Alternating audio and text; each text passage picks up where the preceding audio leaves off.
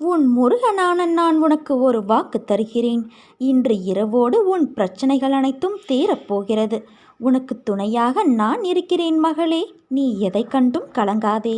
என் பிள்ளையே, நீ மகிழ்ச்சி என்னும் கடலில் நீந்தப் போகிறாய். உன்னை இந்த வாழ்க்கை பயணம் எத்தனை சிதறடித்தாலும் நான் அதை ஒன்றுபடுத்தி இலக்கை அடைய செய்வேன். அதை நீ புரிந்து கொண்டாயா? இனி நீ மகிழ்ச்சியாக இருப்பாய். உன்னுடைய வேண்டுதல்கள் என்னை வந்தடைந்தன. நீ வேண்டியபடி உன் வாழ்க்கைக்கு எவையெல்லாம் நன்மையானவையோ அவையெல்லாம் நடக்கும். நீ வெற்றியின் படிக்கட்டுகளில் ஏற தயாராகிவிட்டாய். உன் மனக்கவலைகள் அகன்று நீ வெல்வது நிச்சயம் உன்னை வந்து சேரும். உன் துணையாக உன் அப்பா நான் இருக்கிறேன். முன் ஜென்ம வினைகளால் விளையும் சுகத்தையும் துக்கத்தையும் அனுபவித்தே தீர வேண்டும். கர்மத்தை அனுசரித்தே புத்தியும் வேலை செய்யும். அதனால் விதியால் நிர்ணயிக்கப்பட்ட